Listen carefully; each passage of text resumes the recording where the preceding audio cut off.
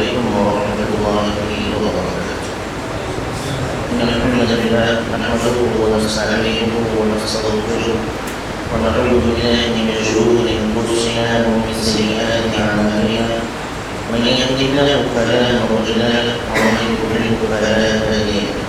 وأشهد أن لا إله إلا الله وحده لا شريك له وأشهد أن محمدا عبده ورسوله. أما بعد فأعوذ بالله من الشيطان الرجيم. بسم الله الرحمن الرحيم. قال الله عز وجل: إن الشيطان لكم عدو فاتخذوه عدوا إنما يدعو حزبه ليكونوا من أصحاب السعير. ومن يشرح لي صدري ويسر لي أمري واحلل عقدة من لساني يفقهوا قولي رب زدني علما. آمين. ہم لوگ کی بنی بڑائی تعریف و توصیف اپنے اور بندوں کا شریک کے لیے اللہ کی رحمت اور برکت جلال سنوے کرام خصوصاً آخری نبی پیارے نبی جناب محمد رسول اللہ صلی اللہ علیہ وسلم صحابہ کرام اور قیامت تک آنے والے مومنین.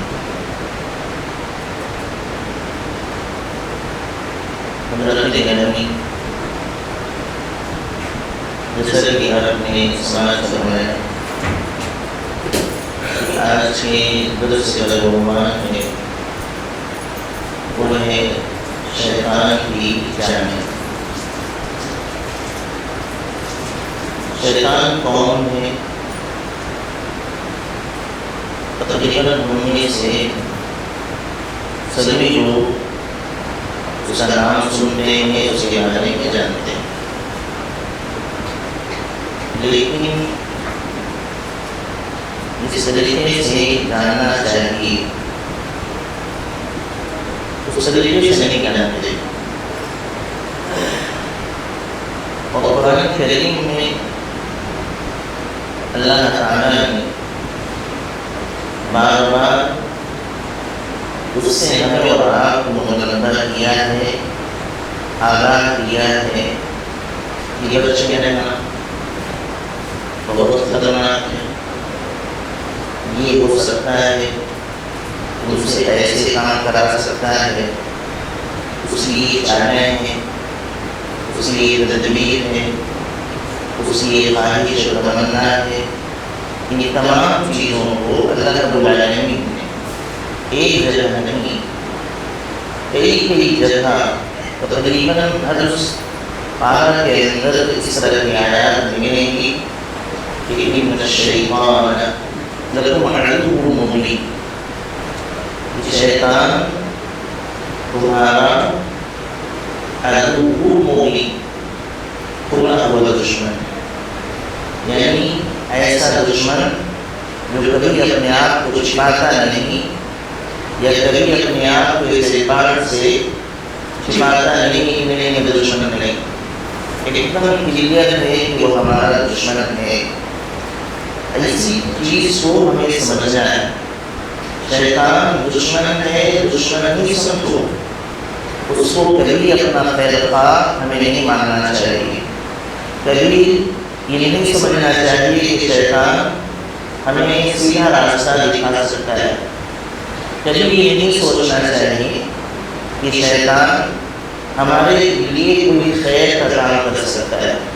لہذا اللہ رب العالمین نے ایک مقام پر یہ بات کہی کہ ان الشیطان لکم عدو فاتخذوہ عدوا، کہ شیطان تمہارا دشمن ہے، اس کو دشمن ہی بنائے رکھو. فاتخذوہ عدوا، یعنی اس کے متعلق کبھی آپ کے دل میں نرم گوشہ نہیں ہونا چاہیے کہ ٹھیک ہے کوئی بات نہیں، خطرناک ہے وہ، اس کو دشمن ہی سمجھو، کبھی اس کو دوست مت سمجھنا.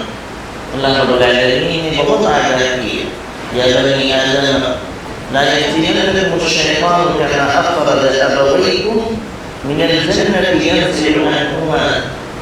اے ابن آدم، ہوشیار رہنا، یا بنی آدم، اے ابن آدم ہوشیار رہنا کہ کہیں شیطان تم کو فتنے میں مبتلا نہ کر دے، گمراہی کے راستے پر نہ ڈال دے، جیسے تمہارے باپ آدم اور ماں حوا علیہ السلام کو فتنے میں مبتلا کر دیا۔ آگے اور وضاحت کیا کہ یہ ایک ایسا دشمن ہے، اِنَّهُ يَرَاكُمْ هُوَ وَقَبِيلُهُ مِنْ حَيْثُ لَا تَرَوْنَهُمْ، یہ ایسا دشمن ہے کہ یہ اور اس کا لاؤ لشکر تمہیں دیکھتا ہے لیکن تم اس کو نہیں دیکھتے۔ یعنی اتنا خطرناک دشمن ہے کہ وہ ہمیں دکھائی نہیں دیتا، ہم اس کو دکھائی دیتے ہیں۔ دشمن اگر سامنے دکھے تو آدمی اس سے دفاع کر لیتا ہے، اس کا مقابلہ کر لیتا ہے، کیسے بچنا ہے ایک پوزیشن بنا لیتا ہے۔ لیکن دشمن ایسا ہو جو دکھائی ہی نہ دے تو وہ زیادہ خطرناک ہوتا ہے۔ اللہ رب العالمین نے اس سے بھی آگاہ کیا کہ اِنَّهُ يَرَاكُمْ هُوَ وَقَبِيلُهُ مِنْ حَيْثُ لَا تَرَوْنَهُمْ، کہ وہ اور اس کا جو لشکر ہے وہ تم کو دیکھتا ہے، تم ان کو نہیں دیکھتے۔ لہذا مسلمانوں، یہ دشمن ہمارا دشمن ہے، اس کو ماننا پڑے گا اور دشمن بنائے رکھنے ہی یہ کامیابی۔ اس سے کبھی صلح نہیں ہو سکتی، اس سے کبھی دوستی کے ہاتھ اس کی جانب نہیں بڑھائے جا سکتے۔ اس نے ہماری بربادی کا ایک طریقہ پہ رکھا ہے۔ اللہ کو چیلنج کر کے آیا ہے کہ اللہ رب العالمین سے اس نے کہا تھا کہ اے اللہ، اے رب، فَبِمَا أَغْوَيْتَنِي فَبِمَا أَغْوَيْتَنِي لَأَقْعُدَنَّ لَهُمْ صِرَاطَكَ الْمُسْتَقِيمَ ثُمَّ لَآتِيَنَّهُم مِّن بَيْنِ أَيْدِيهِمْ وَمِن خَلْفِهِمْ وَعَنْ أَيْمَانِهِمْ وَعَنْ شَمَائِلِهِمْ وَلَا تَجِدُ أَكْثَرَهُمْ شَاكِرِينَ۔ آپ نے سنا ہوگا ایک نافرمانی کی وجہ سے، اس کے تکبر کی وجہ سے اللہ نے جب اس کو گمراہ قرار دے دیا، اس سے نعمتیں چھین لی، تو اس نے اللہ سے کہا تھا کہ اللہ، اے میرے رب، ربی فبما اغویتنی، اے میرے رب، تو نے مجھ کو گمراہ قرار دیا ہے، کس کی وجہ سے؟ آدم کی وجہ سے۔ تو اسی بنیاد پر لَأَقْعُدَنَّ لَهُمْ صِرَاطَكَ الْمُسْتَقِيمَ، میں ان کے لیے گھات میں بیٹھوں گا۔ گھات کا مطلب جب دشمن کسی پر وار کرنا چاہتا ہے، چھپ کے بیٹھتا ہے، کبھی گزرے گا تو میں وار کر دوں گا۔ لَأَقْعُدَنَّ لَهُمْ صِرَاطَكَ الْمُسْتَقِيمَ، سیدھے راستے پر گھات لگا کے میں بیٹھوں گا۔ ثُمَّ لَآتِيَنَّهُم مِّن بَيْنِ أَيْدِيهِمْ وَمِنْ خَلْفِهِمْ، پھر میں اس کے سامنے سے بھی آؤں گا، اس کے پیچھے سے بھی آؤں گا۔ وَعَنْ أَيْمَانِهِمْ، اس کے داہنی جانب سے بھی حملہ کروں گا۔ وَعَنْ شَمَائِلِهِمْ، اس کے بائیں جانب سے بھی حملہ کروں گا۔ اور اللہ نے کہا تھا کہ اس کے بعد اللہ تو ان میں سے اکثر کو شکر گزار نہیں پائے گا، اکثر ناشکر ہو جائیں گے، اکثر یہ برباد ہو جائیں گے، اکثر گمراہ ہو جائیں گے، اکثر یہ جہنم کے راستے پہ چل پڑیں گے۔ اللہ نے ایک بات کہی تھی کہ ہاں ٹھیک ہے، لیکن یاد رکھنا جو میرے بندے ہیں اس پر تیری کوئی بھی تدبیر کام نہیں آئے۔ جو میرے بندے ہوں گے، اللہ رب العالمین نے جملہ اس اعتبار سے کہا کہ جو میرے بندے ہیں، لیس لک علیہم سلطان، ان پر تیری کوئی بھی تدبیر چلنے والی نہیں، تیرا مکر و فریب ان پر نہیں چلنے والا۔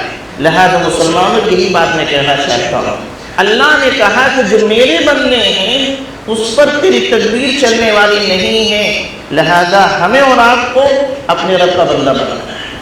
اللہ نے کہا جو میرے بندے ہیں ان پر تیری تدبیر نہیں چلنے والی، بس وہی میرا بندہ جن کو رب العالمین نے کہا ہے، ہمیں اور آپ کو وہی اللہ کا بندہ بننا ہے۔ اس کے لیے ہمیں کوشش کرنا ہے اور اللہ سے دعا کرنا ہے اور شیطان کو پہچان کر کے اس سے بچنے کی تدبیر اختیار کرنا ہے۔ یہی ایک راستہ ہے جو ہمیں اپنے رب کا بندہ بنا دے گا اور رب کے بندے پر شیطان کی چالیں نہیں چلائے گا۔ آئیے، وقت چونکہ مختصر ہے اس لیے میں آگے بڑھوں گا۔ اللہ رب العالمین نے فرمایا ان الشیطان لکم عدو فاتخذوہ عدوا، یہ شیطان تمہارا دشمن ہے، اسے دشمن ہی بنائے رکھو۔ انما یدعو حزبہ لیکونوا من اصحاب السعیر، یہ چاہتا ہے کہ اپنے گروہ کو کھینچ کر کے جہنم کی راہ پہ لگا دے، یعنی اس کے راہ پر جو بھی چلے گا وہ جنت کے راستے پہ نہیں جا سکتا ہے، وہ جہنم کے راستے پہ جائے گا، شیطان اسی جانب لگاتا ہے۔ آئیے دیکھتے ہیں اس کی چالیں کیا ہیں، کس اعتبار سے یہ ہمیں گمراہی کے راستے پہ ڈالتا ہے۔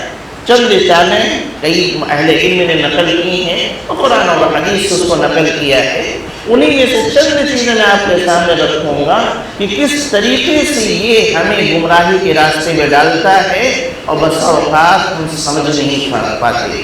ایک چیز ہے جس نے اللہ رب العالمین سے کہا تھا کہ لَأُزَيِّنَنَّ لَهُمْ فِي الْأَرْضِ، کہ میں زمین میں ان انسانوں کے لیے، آدم کی اولاد کے لیے ان کے برے اعمال کو مزین کروں گا، خوبصورت بنا کے پیش کروں گا، یعنی برے اعمال بھی ان کو اچھے لگنے لگیں گے اور اس اعتبار سے یہ برائی کو انجام دیں گے اور سمجھیں گے کہ نیکی کا کام چل رہا ہے۔ لَأُزَيِّنَنَّ لَهُمْ، اللہ سے اس نے کہا تھا کہ اللہ تو نے مجھ کو گمراہ قرار دیا ہے، لَأُزَيِّنَنَّ لَهُمْ فِي الْأَرْضِ، ہم اس کے لیے، انسانوں کے لیے، اولاد آدم کے لیے، یعنی میرے اور آپ کے لیے وہ برائی کو خوبصورت انداز میں پیش کرے، اور اتنا خوبصورت کہ لوگ بآسانی اس برائی کو اختیار کریں گے اور سمجھیں گے کہ ہم نے کوئی برائی نہیں کی، بلکہ بسا اوقات یہ سمجھیں گے کہ ہم نیکی کا فریضہ انجام دے رہے ہیں، ثواب کما رہے ہیں۔ کس طریقے سے مزین کرتا ہے، ایک مثال ہم دیکھتے ہیں کہ انسان کو کیسے اس نے شرک پر آمادہ کیا، کیسے اس نے مزین کر کے شیطان کے سامنے شرک کو پیش کیا اور لوگ انسان وہ شرک کرنے لگے۔ سب سے پہلا جو شرک آدم علیہ السلام کی اولاد نے جنم پایا ہے، اس کے بارے میں آپ نے سنا ہے کہ سب سے پہلی جو شرک ہوا نوح علیہ السلام کی قوم کے اندر آیا، یعنی آدم علیہ السلام اور نوح علیہ السلام کے درمیان تقریباً 10 صدی یا 10 نسلوں کا فاصلہ ہے۔ تب تک تمام لوگ توحید پر رہتے، تمام لوگ صحیح عقیدے پر رہتے، لیکن پہلی بات جو شرک آتا ہے وہ نوح علیہ السلام کی قوم میں آتا ہے۔ اس کی تفسیر عبداللہ بن عباس رضی اللہ تعالی عنہ نے پیش کیا ہے، اور اس میں آپ دیکھیں گے شیطان نے شرک کو کیسے مزین کیا۔ ٹھیک بات واقعہ یاد ہے سب کو؟ یہ واقعہ یاد ہے کہ کس طریقے سے شرک پہلی مرتبہ روئے زمین پر یا آدم کے اولاد میں پایا، نوح علیہ السلام کی قوم میں پایا گیا۔ واقعہ یاد ہے؟ جی واقعہ یاد ہے؟ یاد ہے لوگوں کو؟ ہاں آپ کو سنانا ہے مجھے کہ کیسے اس نے خوبصورت انداز میں پیش کیا، کون بتائے گا؟ نہیں وہ آپ مجھے بہت سارا ہے دوسرا ہے بزرگوں کو بتایا جی جی جی جی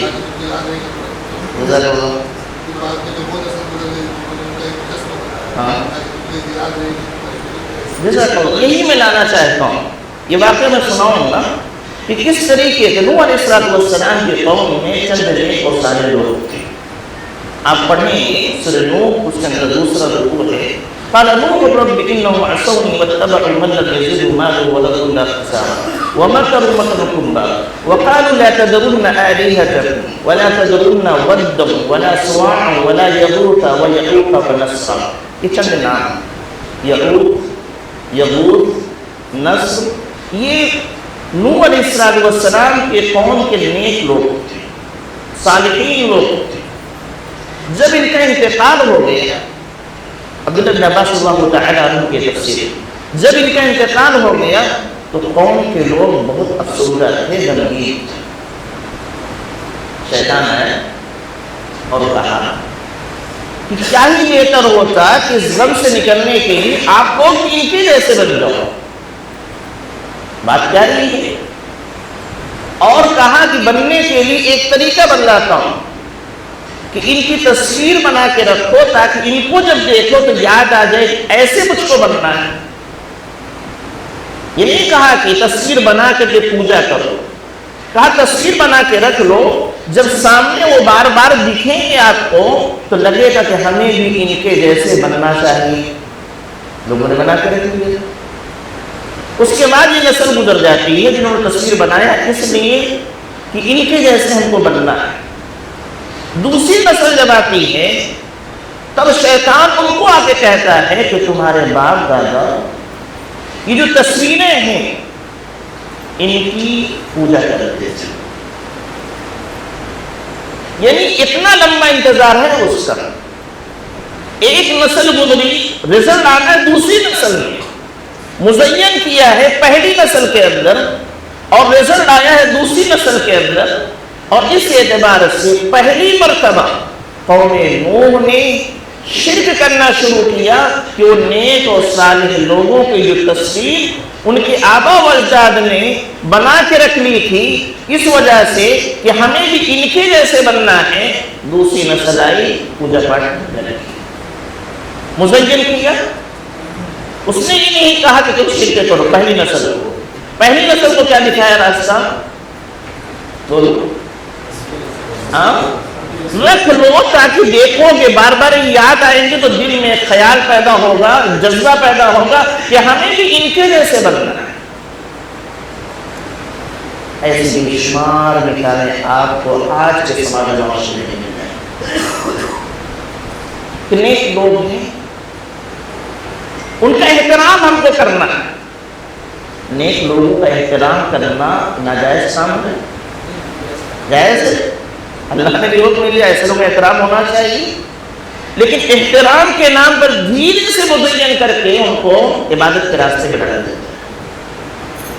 یہ قوم جس کو اجازت تھی کہ اپنے بڑوں کی، نیک و صالحین لوگوں کی آپ ادب کریں، احترام کریں، اجازت ہے، شیطان ان کو مزین کرتے کرتے کرتے یہاں تک لے گئے کہ آج مزاریں نہیں ہوئی۔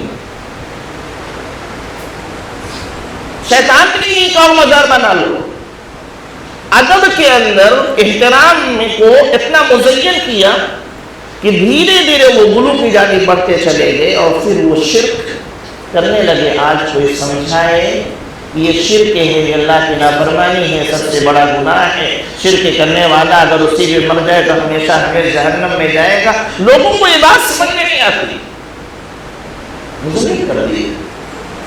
ایک اور مثال لیتے ہیں مزین کرنے کی۔ اللہ رب العالمین نے آدم اور حوا علیہ السلام کو پیدا کیا، پیدا کرنے کے بعد جنت میں داخل فرما دیا، اور جنت میں داخل کرنے کے وقت اللہ نے کہا کہ پوری جنت میں تمام کرنے والے ہیں اس طرح کرو، جو کھانا ہے کھاؤ، جو پینا ہے پیو، جو پہننا ہے پہنو، جہاں بیٹھنا بیٹھو، ایک درخت اس سے قریب مت جائے۔ کیا بات تھی؟ آدم اور حوا علیہ السلام نے مان بھی لیا کہ ہاں جنت میں رہیں گے، جنت کی تمام تر نعمتوں سے فائدہ اٹھائیں گے، لیکن اس درخت کے قریب نہیں جائیں گے۔ آئیے دکھاتے ہیں، قرآن نے ذکر کیا ہے کہ کیسے شیطان نے اس نافرمانی کے کام کو کہ درخت کے قریب جاؤ، اس کے پھل کو چکھ لو، اس کو کیسے مزین کر کے پیش کیا خوبصورت انداز میں، تو اس برائی کو وہ اچھا سمجھ کے کر رہے تھے۔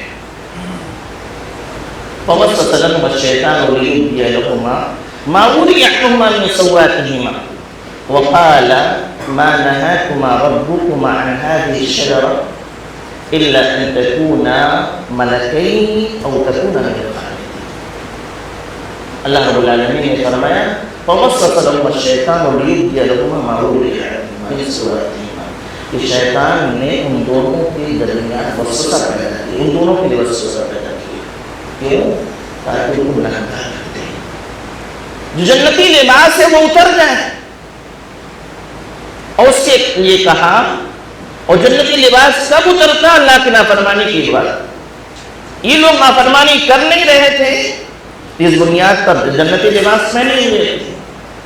کہا مَا نَهَاكُمَا رَبُّكُمَا عَنْ هَٰذِهِ الشَّجَرَةِ إِلَّا أَن تَكُونَا مَلَكَيْنِ۔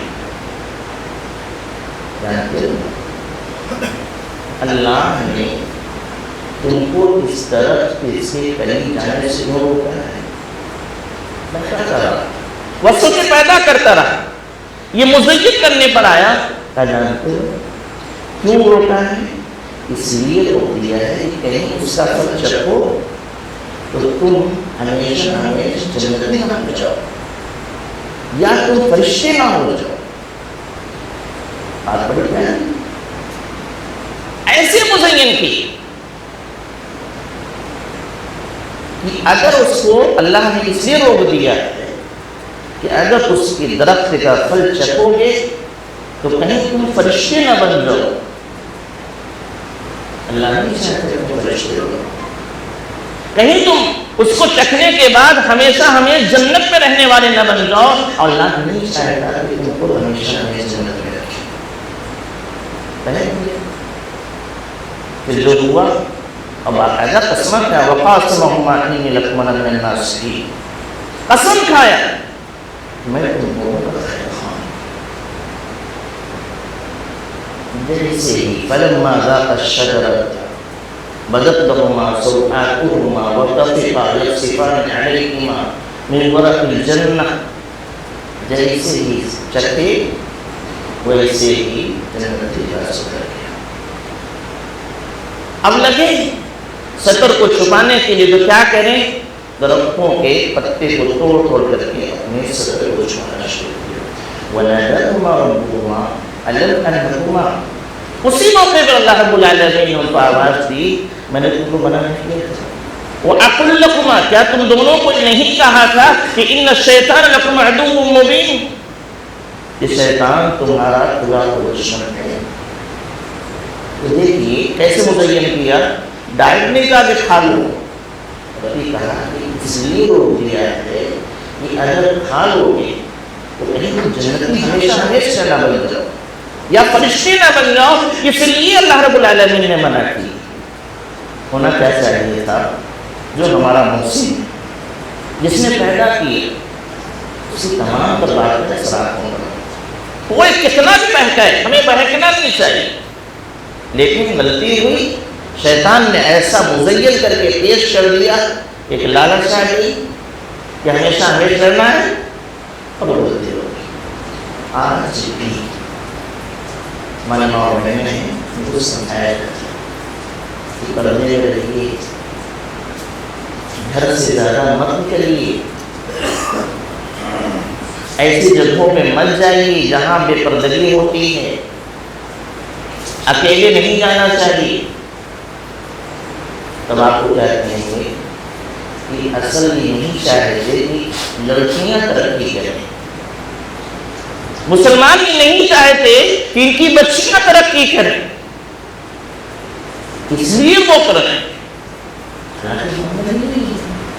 معاملہ اس لیے ہے کہ اللہ نے بہت منع کیا ہے، اور منع کیا ہے کہ باہر مت جاؤ، ورنہ جیسے آدم و حوا علیہ السلام کے کپڑے اتر رہے تھے، آپ کے کپڑے اتر جائیں گے، اور اتر رہے ہیں، کوئی مانے یا نہ مانے۔ اترنے کا مطلب نہیں کہ کوئی ننگا ہو کوئی گھومے کوئی بڑی اترنا ہے، عزت چلی گئی اتر گیا۔ پچھتاوا ہوتا ہے، یہ ہوتا ہے، وہ ہوتا ہے، اس وقت یہی ہوتا ہے۔ تو شیطان ان کو یہ بنا ترقی کرنا ہے تو نکلنا ہے آپ کو۔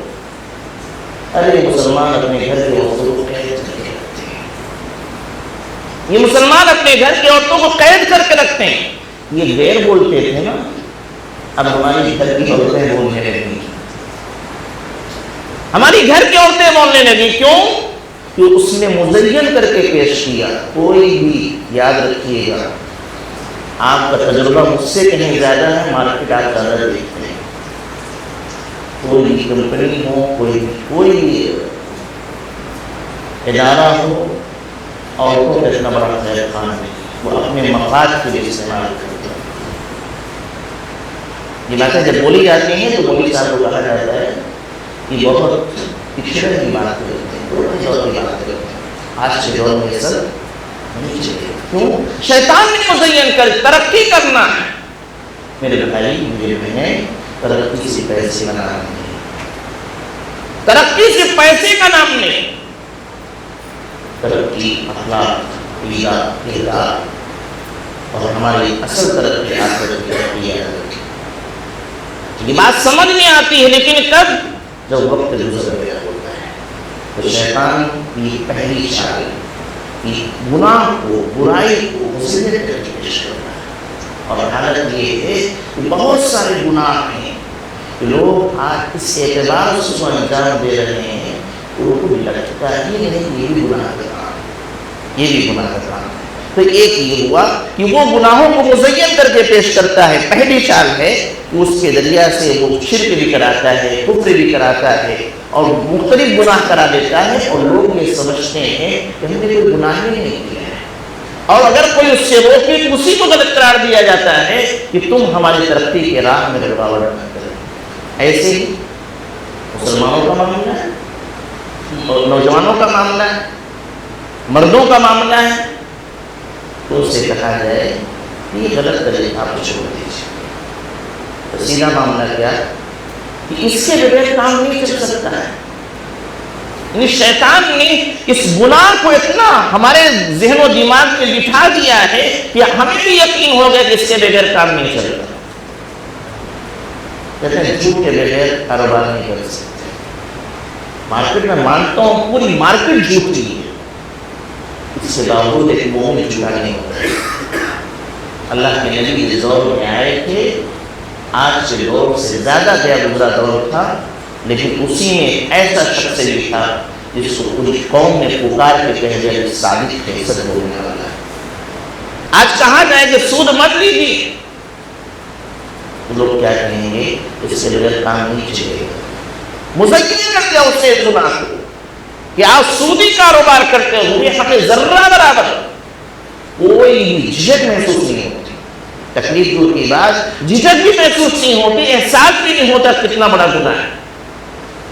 سود کتنا بڑا گناہ ہے۔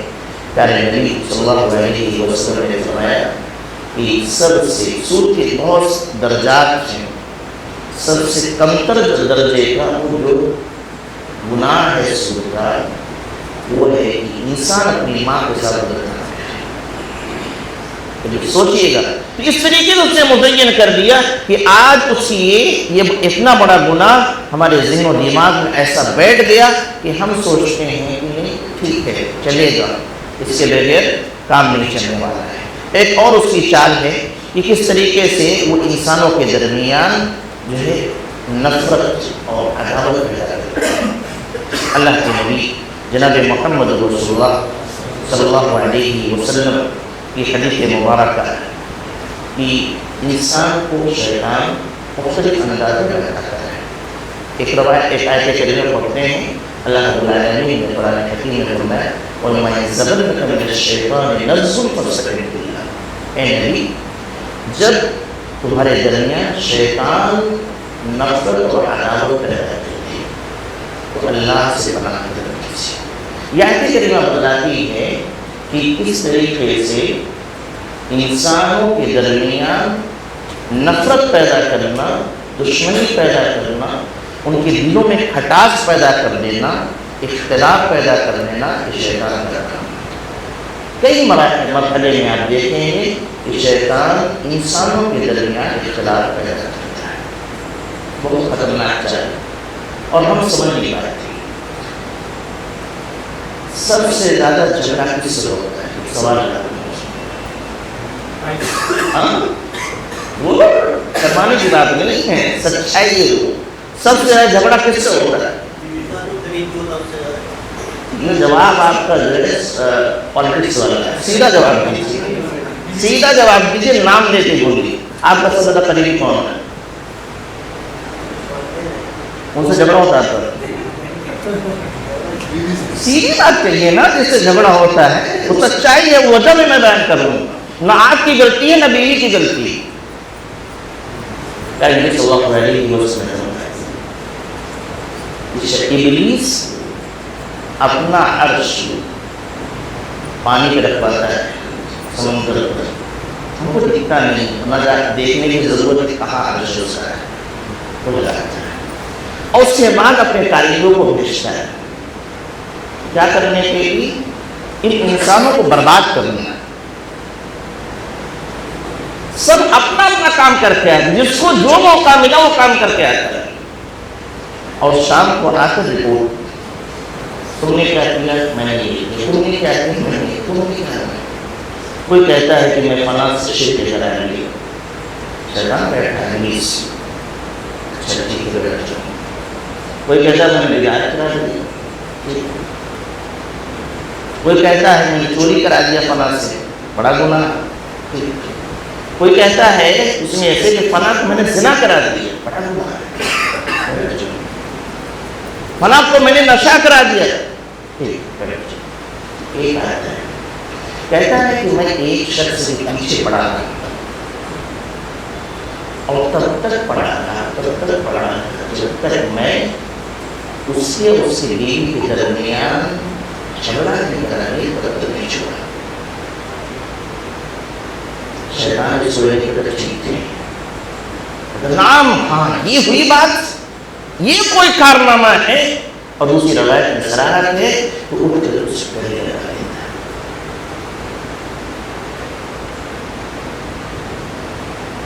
یہ اختلاف جانتے ہیں میاں بیوی کے درمیان جو اختلاف برپا ہوتا ہے اس کے اثرات کہاں تک جاتے ہیں؟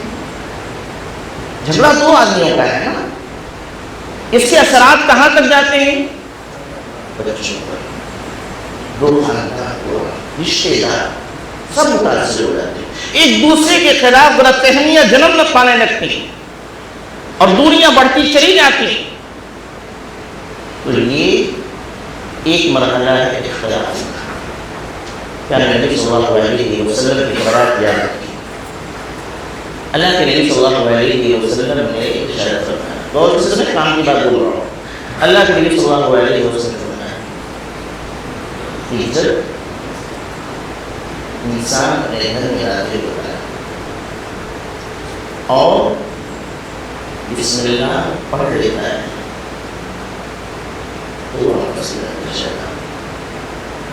اور پھر دسترخوان پہ بیٹھتا ہے، وہاں بھی بسم اللہ پڑھ لیتا ہے، تو اپنے ساتھی کو شہر کہتا ہے کہ نہ تو یہاں لا مبیت ولا عشاء، نہ تو یہاں رات گزارنے کی جگہ ہے اور نہ ہی شام پر کھانا ملنے والا ہے۔ لیکن جب داخل ہوتے وقت بسم اللہ نہیں پڑھتے، کھانا کھاتے وقت بسم اللہ نہیں پڑھتے، تو شیطان خود بھی جاتا ہے اور اپنے ساتھ سے بلاتا ہے آؤ آؤ۔ یہاں رات گزارنے کی بھی جگہ ہے اور کھانے کا بھی بندوبست ہے۔ میرا سوال، وہ ہمارے گھروں میں رات کیوں گزارنا چاہتے ہیں؟ ہاں گناہ کا معاملہ ہو تو چلے، ذرا بتائیے گا میاں بیوی کے جھگڑے اکثر کب ہوتے ہیں؟ بولیے، دسترخوان پر یا بیڈروم؟ دسترخوان پر یا اکثر رات میں جھگڑے ہوتے ہیں۔ ایسا نہیں ہے کہ شیطان کو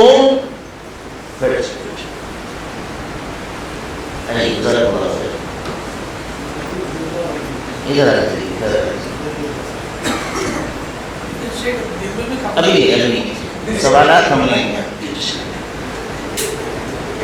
ہاں، تو ایسا نہیں ہے کہ شیطان کو رات گزارنے کی جگہ نہیں اللہ تعالیٰ نے دی ہے، خالی رات گزار لیجیے، جنگلات ہیں وہاں رات گزار لیجیے، ندی نالے ہیں سمندر ہے وہاں رات گزار لیجیے، تمام جگہیں ان کے پاس، ہمارے گھروں میں کیوں رکھیں اور رات ہی میں کیوں آنا چاہتے ہیں؟ مغرب کے وقت سے آنا شروع کرتے ہیں، کیوں؟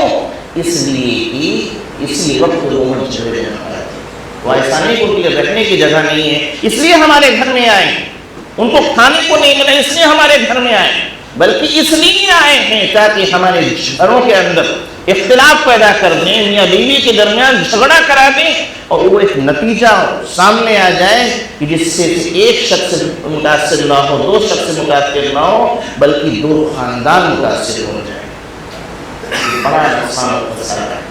اگر ایسا لگتا نہیں ہے یار بات تو کچھ ایسی تھی نہیں، جھگڑا کیسے ہو گیا؟ معمولی سی چیز تھی، نظر انداز کیا جا سکتا تھا، لیکن جھگڑے تک کیسے پہنچ گئے؟ کبھی کبھی دیکھیے گا نہ میری غلطی دکھ رہی ہے نہ ان کی غلطی دکھ رہی ہے، یہ جھگڑا ہوا کیوں؟ نہ میری وجہ سے نہ ان کی وجہ سے، وہ تیسرا ہے، وہی شیطان اس کی چال رہی ہے۔ اسی لیے ابلیس نے اس شخص، اس شیطان کو جس نے ایک آدمی اور اس کی بیوی کے درمیان جھگڑا لگایا، اس کو اٹھ کر گلے لگا دیتا ہے۔ اور سنیے، ایک اس مرحلے میں گھروں میں دو دوست تھے، الحمدللہ اچھا کاروبار سیٹ معاملہ اور اچھی ایمانداری کے ساتھ معاملہ چل رہا ہے، لیکن شیطان کو یہ بات کبھی پسند نہیں آئے گی کہ لوگ انسان ترقی کریں، تو کیا کرتا ہے کہ ہمارے درمیان اختلاف پیدا کرتا ہے، چھوٹی چھوٹی چیزیں بڑی بن جاتی ہیں۔ جو کئی سالوں سے ساتھ میں چلے آئے کوئی بات نہیں تھی، سب سے چل رہا تھا، لیکن اچانک ایک چھوٹی بات بڑی بن گئی اور اس سے خسارہ یہ ہوا کہ دونوں الگ ہو گئے۔ دو بھائی ہیں، دو رشتے دار ہیں، یہ شیطان کی چال میں اختلاف پیدا کرتی ہے۔ ایسے ہی اختلاف یہ تو انفرادی میں نے بتایا، جماعتوں کے درمیان اختلاف پیدا کرتے تھے، جماعتوں کے درمیان اختلاف پیدا کرتے تھے، یعنی ایسی جماعت جو خیر کا کام کرنا چاہتی ہے، نیکی کا کام کرنا چاہتی ہے، اور اسی کے لیے وہ جماعت بنے ہیں۔ مطلب ایک مدرسہ قائم کیا لوگوں نے۔ اچھا، میں آگے بڑھنے سے پہلے کن کے گاؤں میں مدرسہ ذرا اب اس میں دوسرا میرا سوال ہے، کوئی کون ایسا ہے کہ جس کے گاؤں میں مدرسہ ہے اور اس میں دو پارٹی نہیں ہے؟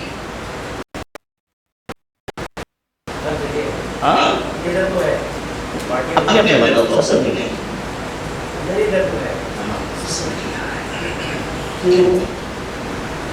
آخر پہلی مرتبہ جب مدرسہ بن رہا تھا کیا اس وقت اختلاف تھا؟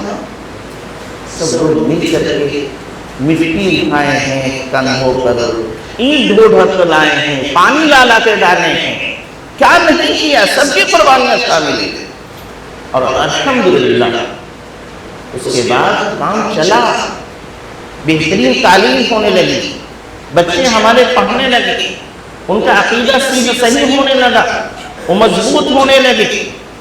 لیکن شیطان کیا اس چیز کو پسند کرے گا؟ وہ کیا چاہے گا کہ دین کی نسلیں ساتھ ایسے ہونے لگے؟ وہ اختلاف کرتا ہے۔ اب کیا ہے، یہ بھی نیک ہیں، یہ بھی نیک ہیں، یہ بھی مخلص ہیں، یہ بھی مخلص ہیں۔ اب جھگڑا اس بات پر ہے کہ دین کا کام میں کروں گا، یہ کہتے نہیں میں کروں گا۔ حالانکہ جب دونوں کا ایک ہی کام ہے، مقصد ایک ہی ہے، تو چلو ساتھ میں چلتے تھے جیسے شروع میں چلے تھے۔ لیکن اب کیا کر رہا ہے، یہ بھی کہہ رہے میں دین کا کام کروں گا۔ جھگڑا کس بات کا؟ میں دین کا کام کرنا چاہتا ہوں۔ ان کا جھگڑا کیا نہیں، مجھ کو دین کا کام کرنا ہے۔ مقصد دونوں کا الگ ہوا؟ ہاں، دونوں کا مقصد الگ ہوا؟ نہیں ہوا۔ جذبہ کم ہوا؟ نہیں ہوا۔ اخلاص میں کمی آئی؟ نہیں ہوئی۔ سب مخلص ہیں الحمدللہ۔ ان میں سے ایک کو بھی آپ یہ نہیں کہہ سکتے کہ اس کے اخلاص میں کمی نہیں، یعنی الحمدللہ ایسی میں نے مثالیں دیکھی، یہ بھی مخلص ہیں، یہ بھی مخلص ہیں، لیکن شیطان ایسا ان کے درمیان اختلاف پیدا کر دیتا ہے کہ اخلاص بھی ہے، مقصد بھی ایک ہے، لیکن دونوں الگ ہو جاتے ہیں۔ ابھی 2 لوگ 4 لوگ ایک ساتھ تھے، اب اس کو بٹ جاتا ہے۔ بٹنے کی وجہ سے بہت بنیادی بات میں بتانے جا رہا ہوں، نہ ان کا نقصان ہوتا ہے نہ ان کا نقصان ہوتا ہے، نہ ان بھائی کا نقصان ہو رہا ہے نہ اس بھائی کا نقصان ہو رہا ہے، نقصان دین کا ہے۔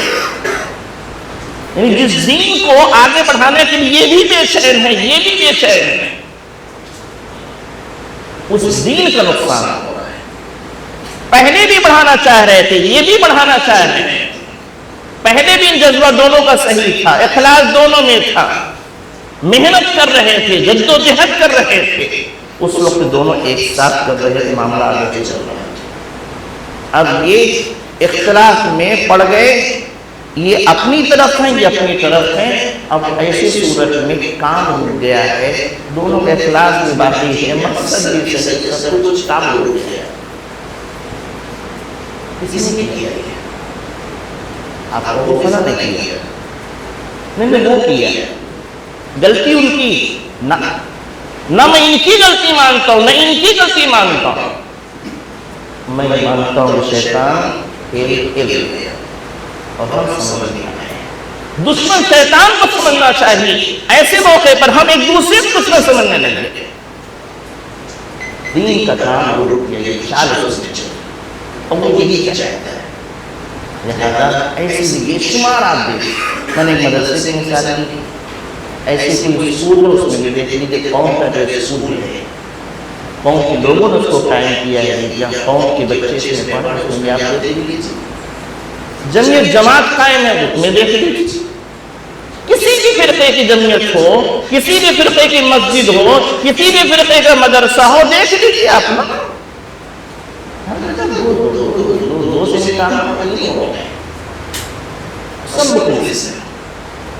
سب کام کرنا چاہتے ہیں، سب دین بنانا چاہتے ہیں، سب دین کی نشر اشاعت چاہتے ہیں، لیکن سب کے چاہنے کے باوجود دین بھی آگے بڑھ رہا ہے. آپس میں ہم دکھا رہے ہیں، یہ ان کو میرے بھائیوں، ایک دوسرے کو یاد رکھیے. ایک موقع آیا تھا، پتہ نہیں اس پر بولنا چاہیے کہ نہیں بولنا چاہیے. اس کو ایک موقع آیا، ایک جگہ مدرسہ ہے اور ہو گیا شیطان گیم کھیل چال چلا. اس کے بعد ہوتا ہے کہ دو دوسرے سے کون ہے جو ہمارا سپورٹ کرتے ہیں. ایک مانا نہیں میرے پاس، کہا یہ میری زمین ہے، میں بنوا کے دے دوں گا، آپ چلائیے. کیا کرنا ہے؟ دین پھیلانا ہے. کچھ غلط ہے؟ کچھ نہیں. اب مجھے کیا کرنا تھا اس میں؟ جا کر اس کو نظام دیکھنا تھا، باقی وہ بنوا کے دے رہے.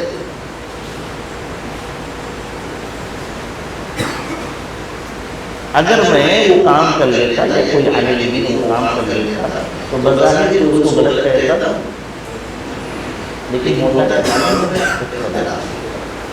ایک کے بجائے ساری چیزیں بڑھ گئی، بچے بڑھ گئے. ایسے ہی جو وسائل ہیں وہ بڑھ گئے اور ہمیشہ پیچھا چلے. ایسے موقع پر اپنے آپ کو نہ، میں اختلاف والے معاملے میں نہیں پڑھنا چاہتا. ہمارا ان سے اختلاف تو ہو سکتا ہے، نظریات کا اختلاف ہو سکتا ہے، سوچ کا اختلاف ہو سکتا ہے، لیکن یہ ہمارے گھر کا معاملہ ہے. اپنے دشمن کے ساتھ ہم نہیں جانا چاہتے. شیطان ہمارا دشمن ہے، اس کی ہم اختلاف کا ساتھ نہیں دینا چاہتے.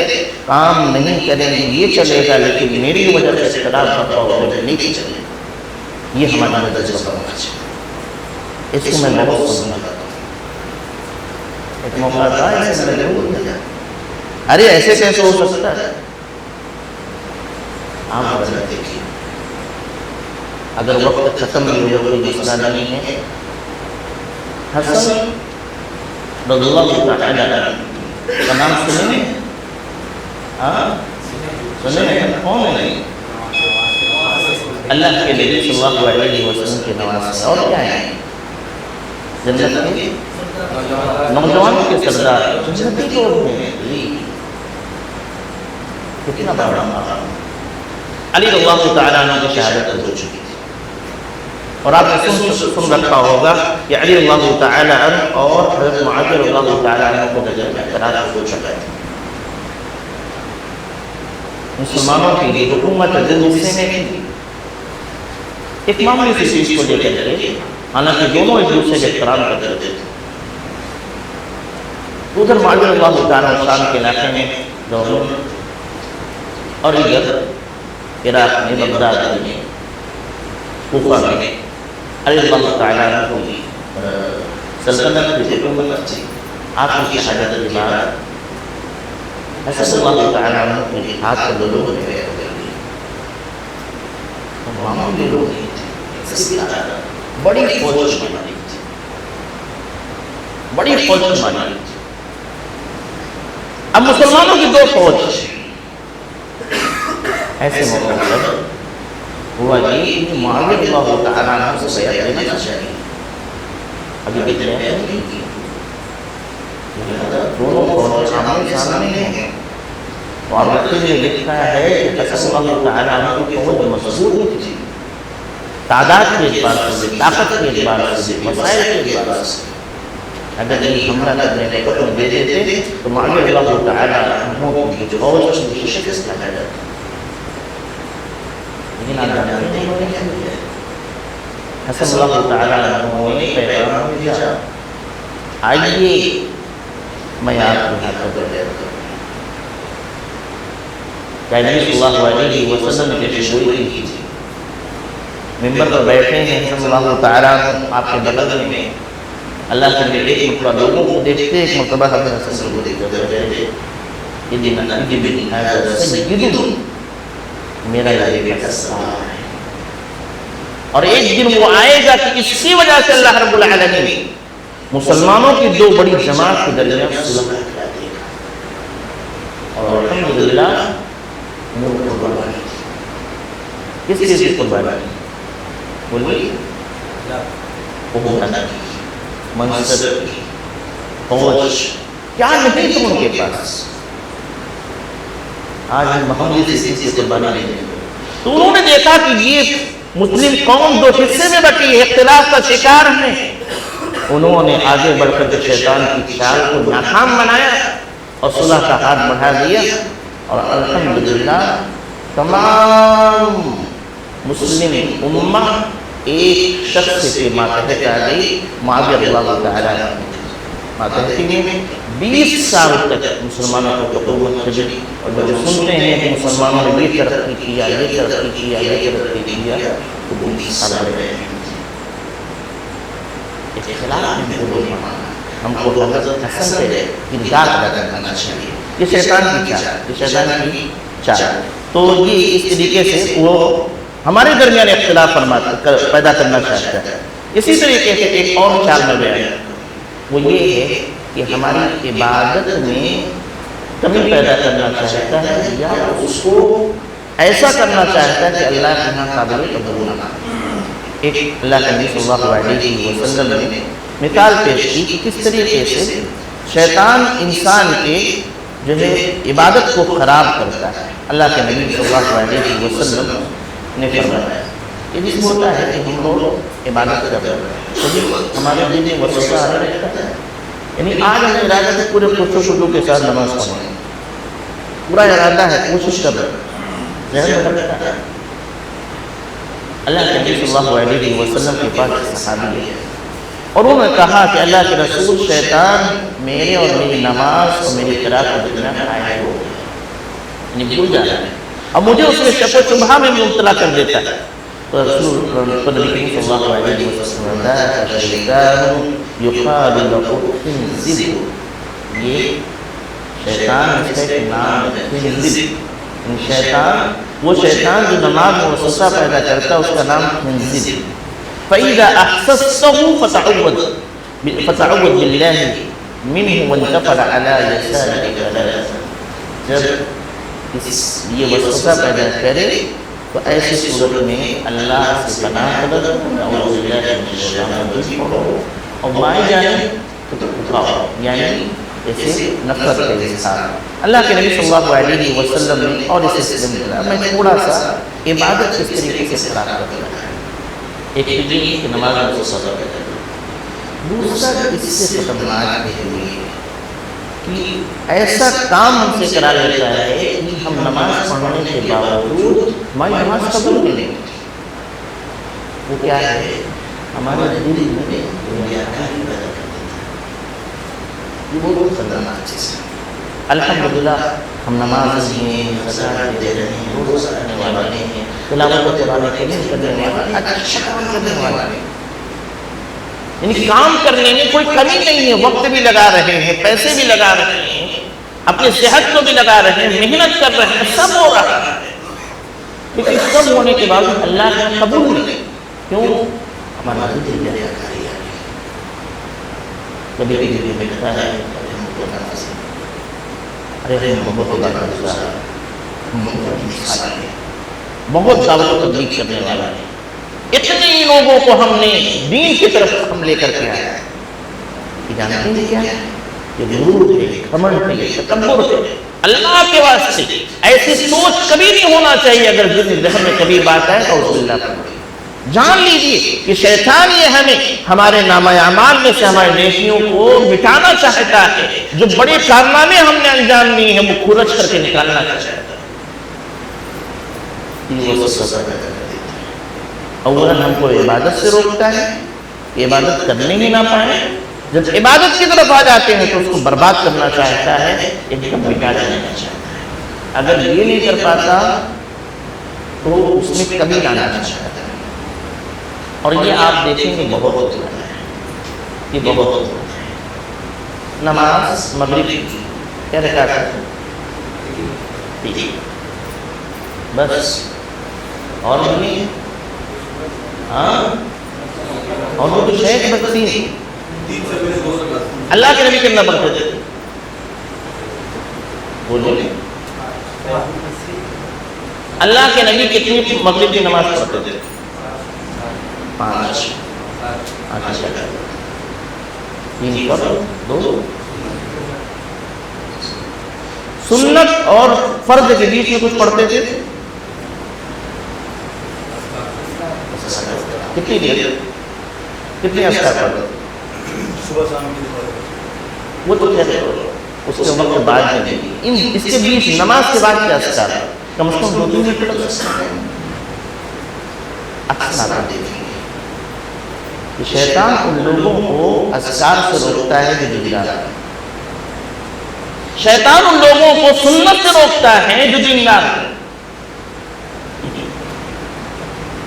ہم یہ سوچتے ہیں فرض پڑھ لینا، جو ضروری تھا پڑھ لینا. کیا جو ضروری تھا پڑھ لینے کے سمجھ ہے؟ اور اکثر وہ لوگ کرتے ہیں جو آگے آگے رہنے والے لوگ. مثال دیکھ لیجیے، جو الحمدللہ دین کے معاملے میں آگے آگے ہیں، شیطان ان میں نقص پیدا کرنا چاہتا، ان کی عبادت میں کمی لانا چاہتا. ان کے دل میں آتا ہے کہ فرض پڑھ لینے تو ضروری نہیں ہے، سنت ہی تو ہے. میرا ایک سوال، اگر کوئی شخص سنت محمد چھوڑ دیتا ہے تو شبیہ مومن کی نقصان ہے؟ گناہ نہیں. جی. اور سنت موقعہ کوئی چھوڑتا ہے کچھ نقصان ہے؟ ایک سب جواب ہے. دوسرا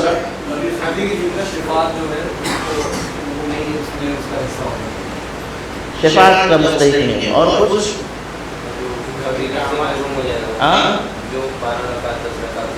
اس فضیلت سے محروم ہو جائے. اور کچھ گناہگار کیوں ہوگا جب فرض نہیں ہے؟ واجب بھی نہیں. سنت موقع فرض واجب بھی ہوتا ہے.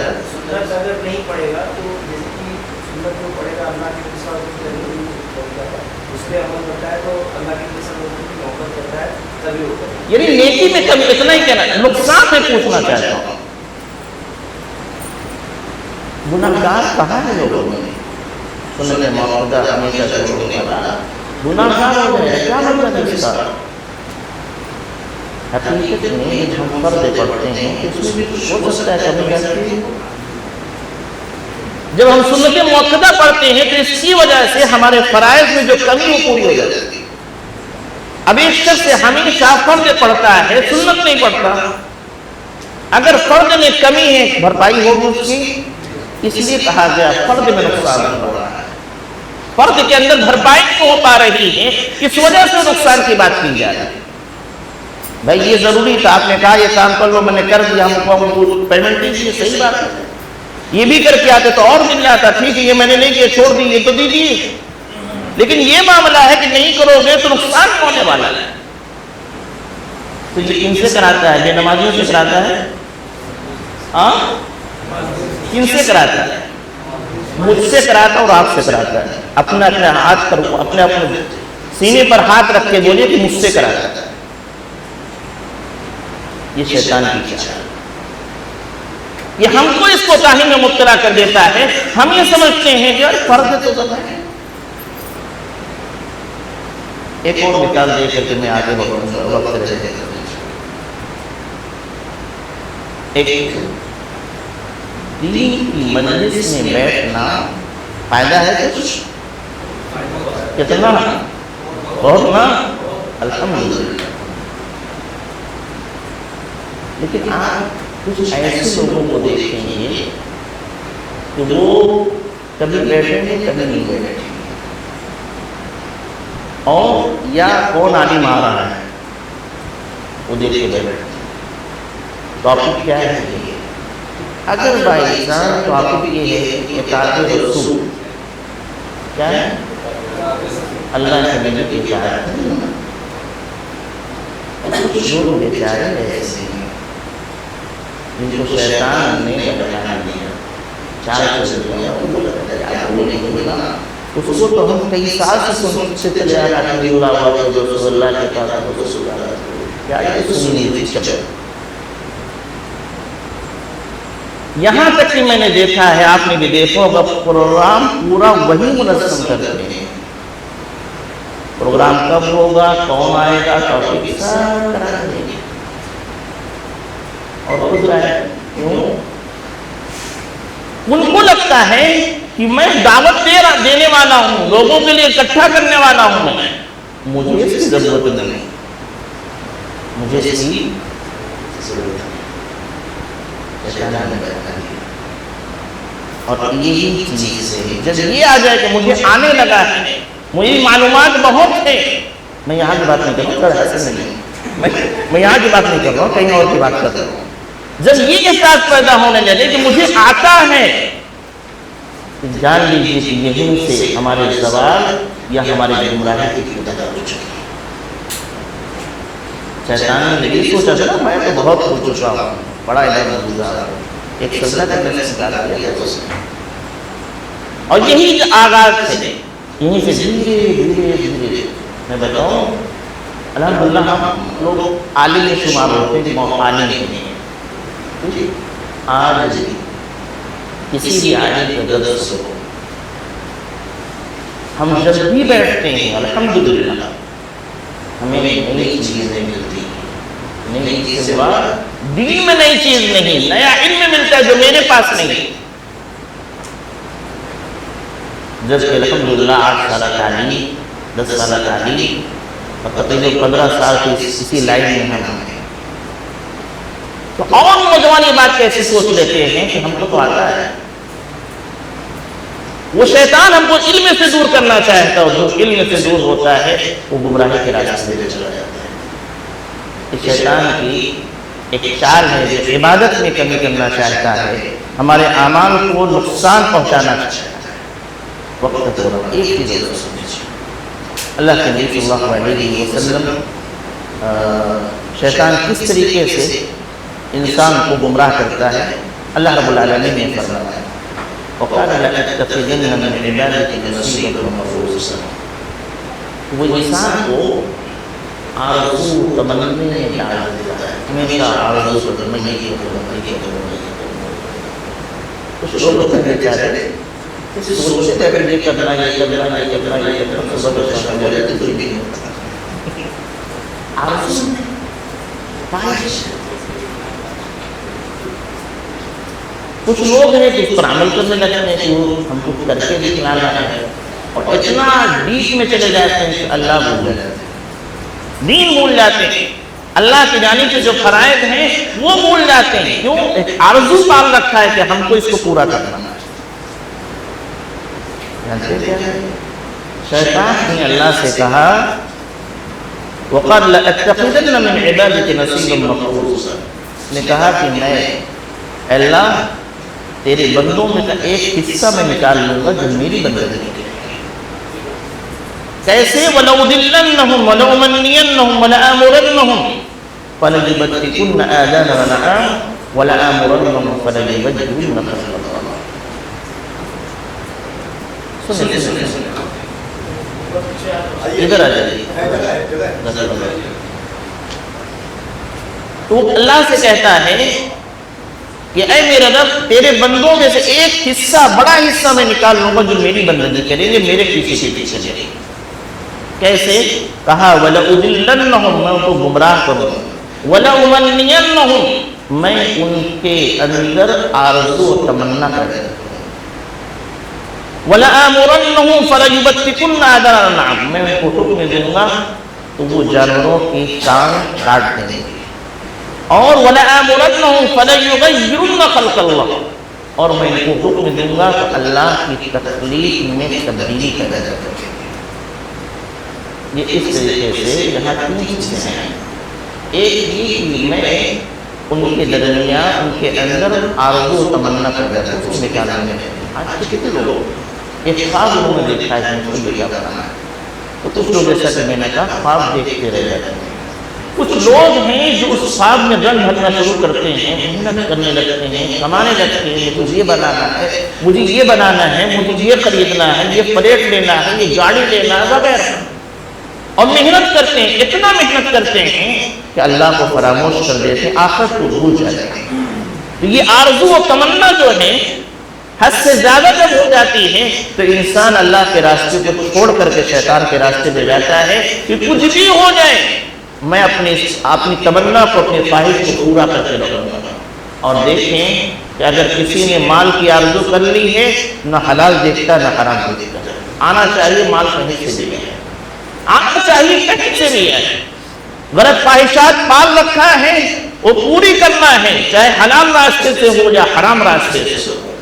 گھر کے لوگوں نے ایک آرزو کا اظہار کر دیا کہ مجھے یہ چاہیے، بچوں نے مانگ لیا یہ چاہیے، تو جناب ہم ان کی خواہش کو پورا کرنے کے لیے سب کچھ لگا دیتے ہیں، یہاں تک اللہ کو ہو جاتے ہیں۔ ایک تو یہ۔ دوسرا کہا کہ میں ان کو حکم دوں گا کہ وہ جانوروں کے کان کاٹ دیں۔ اس سے مراد یہ ہے جو ہوتا تھا کہ غیر اللہ کے لیے جانور چھوڑ دیتے تھے، ان کے کان کاٹ کر دیتے، یہ فلاں بت کے لیے ہے، فلاں بت کے لیے، فلاں بت کے لیے۔ آج بھی ہمارے یہاں اس طرح کا معاملہ ہے سماج کے اندر کہ لوگ جانور اپنے بچوں کو بھی غیر اللہ کے نام پر وقف کر دیتے ہیں، ان کے بال نہیں کٹواتے، کیا کرنا ہے بھائی، فلاں اتنے سال کے بعد فلاں مزار پہ جائیں گے تبھی کٹے گے۔ وَلَآمُرَنَّهُمْ فَلَيُبَتِّكُنَّ آذَانَهُمْ وَلَآمُرَنَّهُمْ فَلَيُغَيِّرُنَّ خَلْقَ اللَّهِ، اور اس کی چال یہ ہے کہ اللہ نے تخلیق بنائی، تخلیق کی ہے، جو بناوٹ ہماری ہے اس میں ہم کو تبدیلی کرواتا ہے، اور یہ تبدیلی کیسے ہے؟ واضح مرد حضرات داڑھی چیزیں کرتے ہیں، اللہ کی تخلیق داڑھی والی، اور یہ شیطان ہمیں حکم دیتا ہے اور ہم اس کو سیو کر دیتے ہیں۔ ایسے ہی عورتیں اللہ نے کی تخلیق بنائی لیکن اس پر انہوں نے اکتفا نہ کیا، یہاں کے بال نکلوانا، یہاں کے بال نکلوانا، اس کو کم کرانا، اس کو کم کرانا، دانتوں کے درمیان تھوڑا سا فاصلہ کرانا وغیرہ، یہ سب ہماری سماج کا معاملہ ہے، غیروں کی بات نہیں کی جا رہی، یہ شیطان کی چھانیں ہیں۔ اس اعتبار سے آرزو و تمنا پیدا کر کے ہمیں گمراہی کے راستے پہ ڈالنا چاہتے ہیں۔ بہرحال بھائیوں کہنا یہ ہے کہ آپ پڑھیں گے، اہل علم سے سنیں گے، اور بھی اس کی جو چالیں ہیں رب العالمین نے قرآن حکیم میں ذکر کیا ہے، پیارے نبی صلی اللہ علیہ وسلم نے احادیث مبارکہ میں ذکر کیا ہے۔ یہ چار چیزیں آپ کے سامنے آئیں، ہمیں اس کے اعتبار سے شیطان سے بچنے کی کوشش کرنا ہے۔ پہلا یہ کہ وہ گناہوں کو، نافرمانی کے کاموں کو، اللہ سے بغاوت کرنے والی چیزوں کو مزین کر کے خوبصورت انداز میں پیش کرتا ہے، اور ہم کو لگتا ہے کہ نیکی کا کام ہے، یا کم از کم ہم اس کو برا نہیں سمجھتے ہیں۔ دوسرا یہ کہ ہمارے درمیان وہ اختلاف پیدا کرنا چاہتا ہے، گھریلو اختلاف ہے، تجارتی اختلاف ہے، دینی کاموں میں اختلاف ہے، اور تیسرا یہ ہے کہ عبادت کے اندر کمی واقع کراتا ہے۔ اولاً عبادت سے روکتا ہے، لیکن جب ہم عبادت کرنے لگتے ہیں تو اس کے ثواب میں کمی ہو اس کی ہم کو فکر ہوتی ہے، ہم مختلف ذرائع استعمال کر کے یا تو عبادت کو سرے سے اللہ کے یہاں غیر مقبول بنا دیتا ہے، یا اس کے جو ثواب ہے اس میں کمی پیدا کرتے رہتا ہے۔ اور چوتھی چیز جو ذکر کی گئی کہ ہمارے اندر آرزو تمنا پیدا کر دیتا ہے، ہم اسی میں مگن ہو جاتے ہیں، اور اللہ کی جو تخلیق ہے اس میں ہمیں وہ حکم دیتا ہے کہ اس میں تبدیلی کرو، ہم تبدیلی کرنے لگ جاتے ہیں۔ لہذا مسلمانوں ہمیں ان تمام چیزوں سے بچنا ہے۔ رب العالمین سے دعا ہے کہ العالمین ہم تمام کو شیطان کی وسوسے سے بچا، شیطان کی چالوں سے بچا، اور ہمیں اپنے پناہ میں لے لے۔ انشاءاللہ پھر کبھی کہ شیطان سے بچا کیسے جاتا ہے۔ رب العالمین ہمیں اپنا بندہ بنا لے جس پر تجھے فخر ہے، اور ہم تمام کو اس زمرے میں شامل کر کے ہمیں جنت کے راستے میں ڈال دے۔ آمین۔ تقبل العالمین۔ السلام علیکم ورحمۃ اللہ وبرکاتہ۔